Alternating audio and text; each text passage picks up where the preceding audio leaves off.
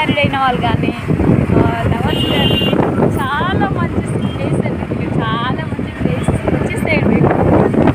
అంటే మీరండి